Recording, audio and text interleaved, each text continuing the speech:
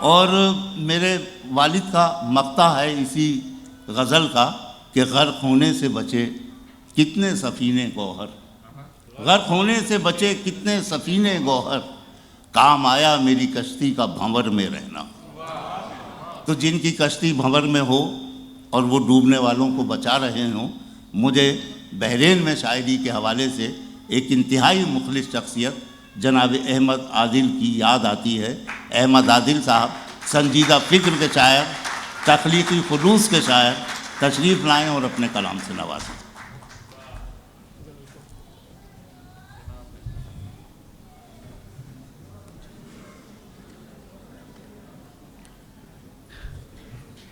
جناب صدر کی اجازت سے 3 شعر سے بات شروع کرتا ہوں۔ واہ، اجازت تو 4 کی ہوتی ہے۔ 3 کافی ہے۔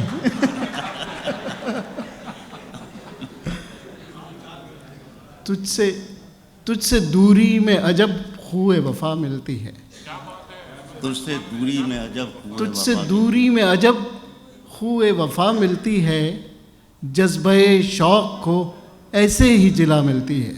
واہ واہ، تجھ سے دوری میں عجب خوئے وفا ملتی ہے، جذبہ شوق کو ایسے ہی جلا ملتی ہے، جبکہ قربت کے حسین لمحے گوا دیتا ہوں، جبکہ قربت کے حسین لمحے گوا دیتا ہوں، جستجو تیری مجھے اور سوا ملتی ہے۔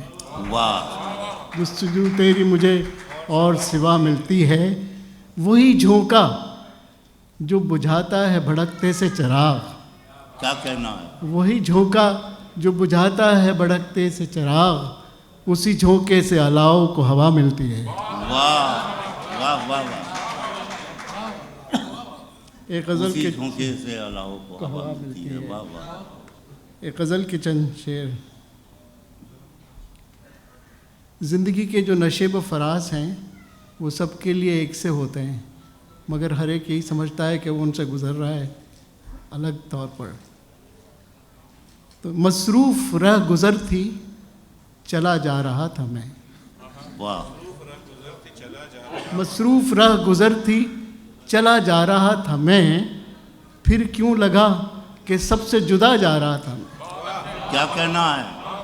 کیا کہنا ہے؟ مصروف راہ گزر تھی چلا جا رہا تھا میں، پھر کیوں لگا کہ سب سے جدا جا رہا تھا میں، اور تعمیر ذات میں ہی لگی زندگی تمام، واہ، تعمیر ذات ہی میں لگی زندگی تمام، خالق بنا رہا تھا بنا جا رہا تھا میں۔ بہت اچھا ہے، واہ واہ واہ واہ، کیا کہنا ہے؟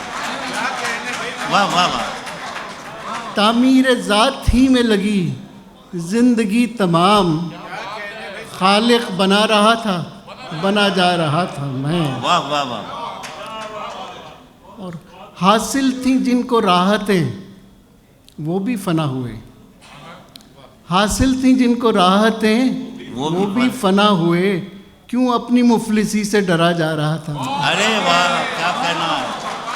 واہ واہ واہ واہ واہ واہ، حاصل تھیں جن کو راحتیں وہ بھی فنا ہوئے، کیوں اپنی مفلسی سے ڈرا جا رہا تھا میں۔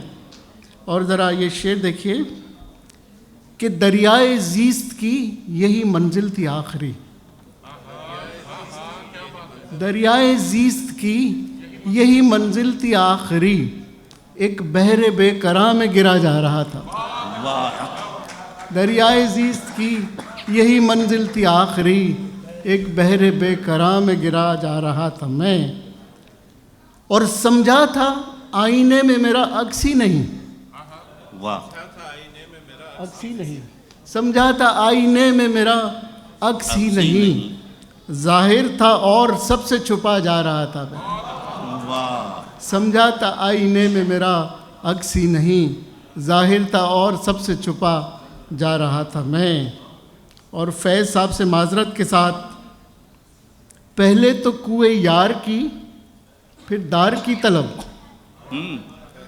پہلے تو کوئے یار کی پھر دال کی طلب، دلدل میں خواہشوں کی پھنسا جا رہا تھا میں، واہ دلدل میں خواہشوں کی دھسا جا رہا تھا میں. واہ. اور یہ شعر دیکھیے گا منصور بھائی. جی عطا فرمائیے. میں گرد راہ تھا مگر اعجاز دیکھیے. کیا کہنا ہے؟ میں گرد راہ تھا مگر میں اجازت گرد راہ تھا مگر اعجاز دیکھیے، ہر کارواں کے ساتھ اڑا جا رہا تھا. ارے واہ، کیا کہنا ہے؟ واہ واہ واہ. میں گرد راہ تھا مگر اعجاز دیکھیے، ہر کارواں کے ساتھ اڑا جا رہا تھا میں. اور رکنے میں ڈر یہ تھا کہ توازن بگڑ نہ جائے. اچھا مصرع ہے.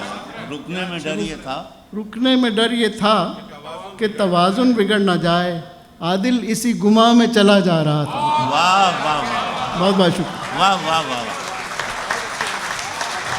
بہت خوب بہت خوب. احمد عادل صاحب نے بھی مضامین کے نئے نئے در کھولے. سادہ لفظیات کے ساتھ انہوں نے اپنی بات ہم تک پہنچائی اور ہمیں زندگی کے بارے میں غور کرتے رہنے کا مشورہ دیا. یہ نہیں کہ دوبارہ غور کرنے کا، غور کرتے رہنے کا مشورہ دیا.